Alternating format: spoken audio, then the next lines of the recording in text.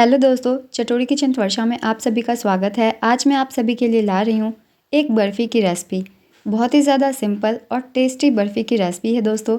आपको जब भी मीठा खाने का मन हो आप इसे बना सकते हैं या फिर आप फेस्टिवल्स में भी इसे बना सकते हैं। चाहे वो दिवाली हो, रक्षाबंधन हो या फिर बसंत पंचमी हो, तो आप इस रेसिपी को ज़रूर बना सकते हैं। बहुत ही ज़्यादा डिलीशियस ये मिठाई बनी है। मैंने इसे बनाया है दोस्तों मूँग दाल से, जिसे बनाने के लिए हमने ना ही मूंग दाल को भिगोया है और ना ही इसे पीसा है, और बिना भिगोए ही बहुत ही अच्छी हमारी बर्फ़ी बन गई है। जैसा कि आप देख सकते हैं बिल्कुल परफेक्ट बर्फ़ी बनी है। तो चलिए दोस्तों, इस रेसिपी को बनाना हम शुरू करते हैं। रेसिपी अगर आप सभी को अच्छी लगे तो इसे लाइक ज़रूर कर दीजिएगा, और इस तरीके की सिंपल रेसिपीज़ के लिए दोस्तों चैनल को ज़रूर सब्सक्राइब कर लीजिए। मैं आपको बिल्कुल परफेक्ट रेसिपी बताऊँगी दोस्तों, ताकि जब आप इस रेसिपी को ट्राई करें तो आपको लगे ना कि मैंने कुछ गलत बताया है, बल्कि आपको सेम रिज़ल्ट मिलेगी। तो चलिए हम बनाना शुरू करते हैं बहुत ही ज़्यादा टेस्टी ये बर्फ़ी। मूंग दाल की बर्फ़ी बनाने के लिए हम ले लेंगे 1 कप या 1 कटोरी जितनी मूंग दाल। मेज़रमेंट आप किसी भी कप कटोरे से कर सकते हैं। तो मैंने ये 1 कटोरी ली है मूंग दाल। इसे हमें ना ही भिगोना है और ना ही इसे अच्छे से फुलाना है। तो कच्ची मूंग दाल है जो आप दाल बनाने के लिए यूज़ करते हैं, इसे पहले अच्छे से वॉश कर लीजिए। इसे हमें सिर्फ धो लेना है ताकि इसके जो स्टार्च है वो अच्छे से निकल जाए। तो 1 से 2 बार हाथों से रगड़ते हुए इसे हमें साफ़ कर लेना है। तो ये देखिए, दाल को 2 बार मैंने अच्छे से धो लिया है ताकि इसके स्टार्च जो है निकल जाने चाहिए, क्योंकि पहले इसे हमने ना ही भिगोया है और ना ही अच्छे से फुलाया है। तो इसे अच्छे से धो के पहले स्टार्च निकाल लीजिए।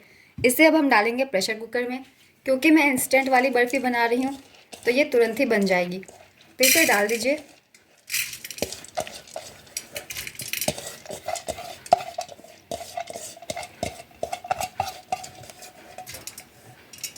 जितने भी दाल है सबको डाल देंगे।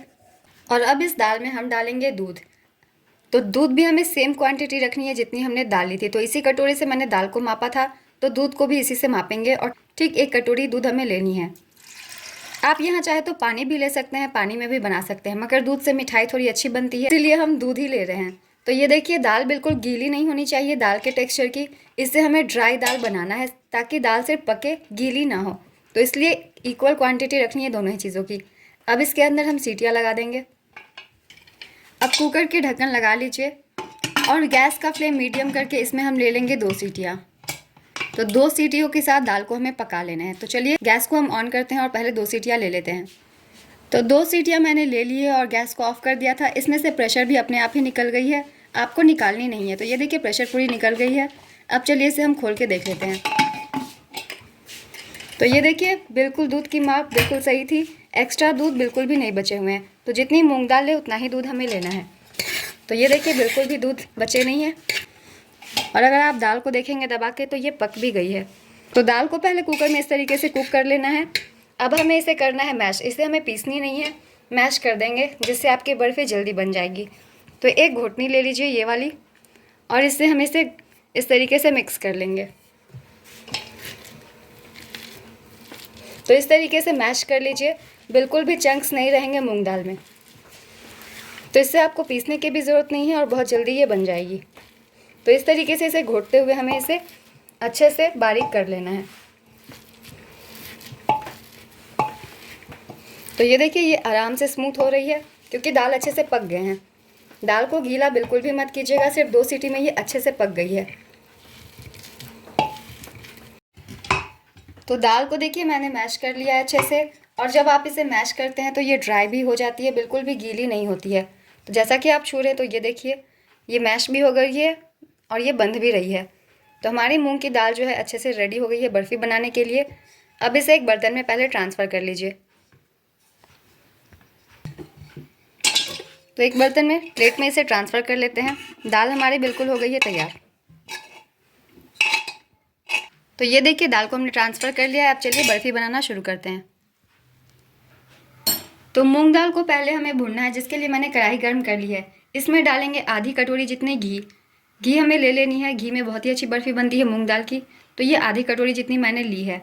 इसमें अब हम डाल देंगे अपने पिसे हुए मूंग की दाल। मूंग की दाल को अच्छे से भूनेंगे ताकि इसका कच्चापन जो है दूर हो जाए। और मूंग की दाल जितनी अच्छे से भुनेगी, आपकी बर्फ़ी की टेस्ट उतनी ही अच्छी आएगी। तो सभी मूंग दाल को दोस्तों मैंने डाल दिया है। अब इसे हमें अच्छे से भुनना है, क्योंकि मूंग दाल का अच्छे से भुनना बहुत ही ज़्यादा ज़रूरी है। अगर हल्की सी भी कच्ची दाल रह गई तो आपकी बर्फ़ी का टेस्ट बिगड़ जाएगा। लो फ्लेम पे इसे हमें लगातार चलाते हुए भुनना है, इसे छोड़िएगा नहीं। अगर आप इसे छोड़ते हैं तो ये सतह पे बैठ जाएगी और फिर जलने लग जाएगी और मूंग की दाल प्रॉपर नहीं भुनेगी, कहीं ये ज़्यादा भुन जाएगी तो कहीं कम। इसलिए लगातार चलाते हुए गैस का फ्लेम मीडियम रख के आपको इसे भून लेना है। इसे भुनने के लिए थोड़ी मोटे तले की ही बर्तन लीजिएगा, पतली तले की बर्तन नहीं लेंगे। तो इसे लगातार ही चलाते हुए रहेंगे, हम छोड़ेंगे नहीं, क्योंकि मूंग की दाल अच्छे से भुनना ज़रूरी है। सारे मूंग की दाल जो है अच्छे से भुन जानी चाहिए, कच्चापन बिल्कुल भी इसमें नहीं होना चाहिए। तो गैस का फ्लेम मीडियम करके इसे अच्छे से भून लीजिए। ज़्यादा नहीं, 5 से 6 मिनट में ये भुन जाएगी। 5 से 6 मिनट इसे हमें अच्छे से भून लेने हैं। तो लगातार चलाते हुए देखिए मूंग की दाल जो है थोड़ी थोड़ी भुनने लग गई है। इसने अब घी जो है रिलीज़ करना शुरू कर दिया है। तो मैंने लगभग 5 मिनट इसे लगातार चलाते हुए भुना है और इसके ऊपर एक अच्छी सी चमक आ गई है। तो इसे हमें थोड़ा और भुनना है, मगर इससे पहले हम इसमें डाल देंगे मावा। मावा डालना बिल्कुल ऑप्शनल है, अगर आप चाहते हैं डालना तो डाल दीजिए, वरना आप स्किप भी कर सकते हैं, सिर्फ मूंग की दाल से भी बर्फ़ी बना सकते हैं। तो अच्छे टेस्ट के लिए हम डाल देंगे मावा, क्रश करके डाल दीजिए।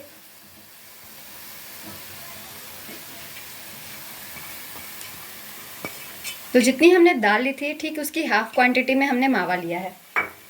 और इसी के साथ डाल देंगे इलायची का पाउडर। इलायची के पाउडर से बर्फ़ी बहुत ही अच्छी बनेगी, तो डाल दीजिए।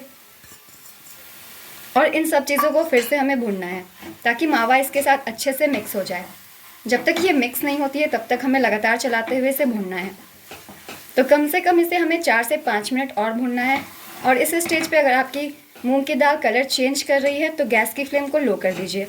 लो फ्लेम पे इसे हम फिर से भून लेंगे। तो अच्छे से गैस का फ्लेम लो करके मूंग की दाल को और मावे को हमें भून लेने हैं। तो ये देखिए दाल को मैंने 4 से 5 मिनट और भूना है, गैस का फ्लेम बिल्कुल लो करके। तो इसमें मावा जो है अच्छे से मिक्स हो गई है और हमारी मूंग की दाल जो है भून गई है इसे, क्योंकि हमें जलानी नहीं है। तो ये परफेक्टली भून गई है। लगभग कुल मिला के मैंने 10 मिनट मूंग की दाल को भुना है। 5 मिनट सिर्फ मूंग दाल को और 5 मिनट मावा के डालने के बाद गैस का फ्लेम लो मीडियम बीच बीच में आप करते रहें। तो अब मूंग की दाल अच्छे से भुन गई है। ये देखिए ये बिल्कुल डो के फॉर्म में आ गई है। तो अब हम इसे रखते हैं साइड पे। अब तैयार कर लेंगे इसके लिए हम चाशनी। तो इसे अभी हमें गैस से उतार देने हैं और साइड पे रखने हैं। चलिए चाशनी बना लेते हैं। तो पैन मैंने ले लिया है दोस्तों, इसमें पहले हम चाशनी बना लेंगे। तो मैंने ली है 1 कप जितनी चीनी। मूंग की दाल की बर्फ़ी है इसलिए 1 कप चीनी लेंगे। जितनी हमने दाल ली थी उससे थोड़ी बहुत कम या ज़्यादा आप टेस्ट के अकॉर्डिंग कर सकते हैं। इसमें अब हम डालेंगे बहुत कम पानी। तो जितनी चीनी ली है उसकी आधी कटोरी जितनी हमें पानी लेनी है। अब इसे हमें लगातार चलाते हुए एक तार वाली चाशनी बना लेने हैं। टेस्ट के लिए थोड़ा सा हम इसमें डालेंगे केसर। ये डालना बिल्कुल ऑप्शनल है, आप चाहे तो डालें और आप स्किप भी कर सकते हैं, या फिर आप इसकी जगह कोई भी फूड कलर डाल सकते हैं अगर आप डालना चाहते हैं तो। अब इसे हमें एक तार वाली चाशनी तैयार कर लेनी है। तो लगातार पकाते हुए इसे एक तार वाली चाशनी हमें तैयार कर लेनी है। तो इसमें पहले बॉयल आने देते हैं और एक तार वाली चाशनी हम पहले तैयार कर लेंगे। तो ये देखिए चाशनी हमने तैयार कर ली है। यहाँ आप थोड़ी सी हाथों पे देख सकते हैं एक तार आई है या नहीं। तो जब आप इस तरीके से करते हैं तो ये देखिए एक तार आ रही है। तो बस इतना ही हमें पकाना है चाशनी को। तो एक तार आ गई है तो गैस को कर देते हैं ऑफ़ और इसे हम मिक्स करेंगे अपनी मूंग की दाल में। गैस को ऑफ़ करके मिक्स करेंगे वरना ये तुरंत ही पकने लग जाएगी। तो ये देखिए मूंग की दाल में अब चाशनी को मिक्स कर दीजिए। हमारी चाशनी बिल्कुल परफेक्ट क्वांटिटी में बनी है तो इसे डाल देंगे। मिठास आप थोड़ी बहुत कम या ज़्यादा अपने पसंद के अनुसार कर सकते हैं।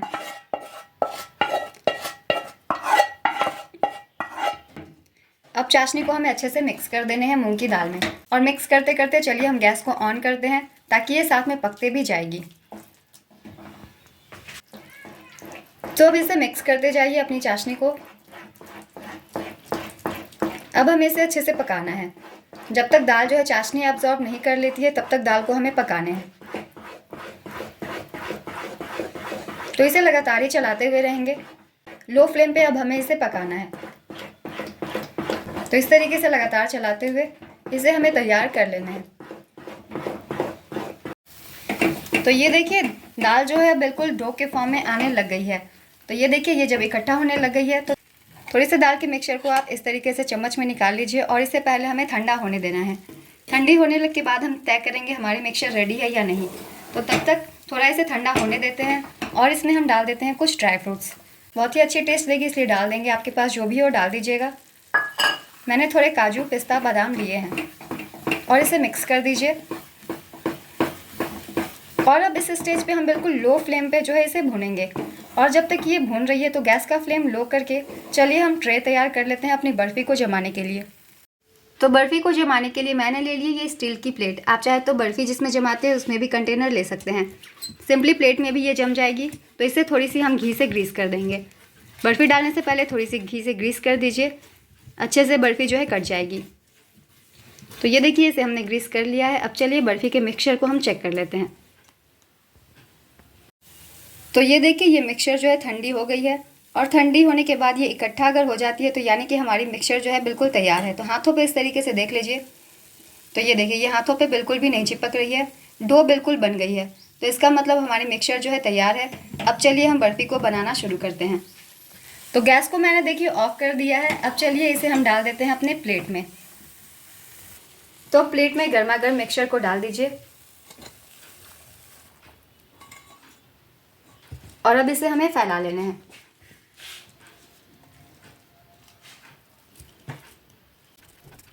तो इसे अच्छे से फैला लेना है। तो अब एक चम्मच के ऊपर या फिर कड़छी के ऊपर घी थोड़ी सी लगा दीजिए और इसे हमें सेट कर देना है ताकि सरफेस जो है फ्लैट रहे। तो इसे अच्छे से सेट कर दीजिए। आराम से ये हो जाएगी बिल्कुल चिकनी सी।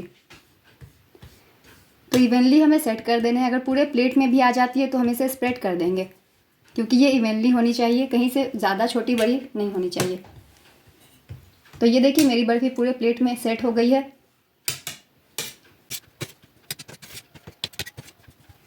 तो ये देखिए बर्फ़ी को मैंने सेट कर दिया है। अभी जब मैं ये वीडियो शूट कर रही हूँ तो ठंड का मौसम है, इसलिए मैं इसे खुले में ही छोड़ दूँगी। खुले में ये 2 से 3 घंटे में जम जाएगी। मगर अगर गर्मी के मौसम में आप इसे बनाते हैं तो पहले 2 घंटे रूम टेम्परेचर पे ठंडा कर लीजिए और जब ये ठंडी हो जाए तो 2 घंटे हमें इसे फ्रिज में रख के सेट कर लेने हैं। तो खुले में मैं इसे कम से कम 3 से 4 घंटे सेट होने देती हूँ।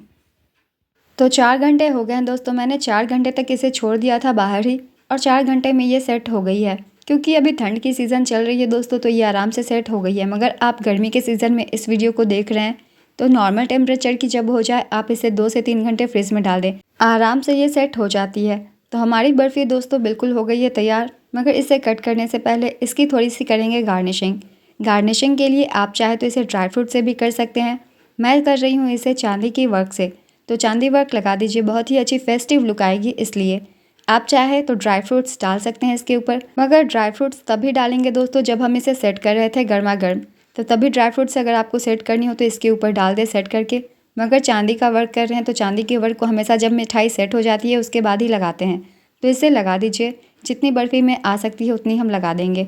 आप चाहे तो इसके ऊपर थोड़े से पिस्ता और थोड़े से केसर भी डाल के डेकोरेट कर सकते हैं, काफ़ी अच्छी लुक आएगी। तो मैंने चांदी वर्क लगा दिया है दोस्तों। अब इसे हम करेंगे कट।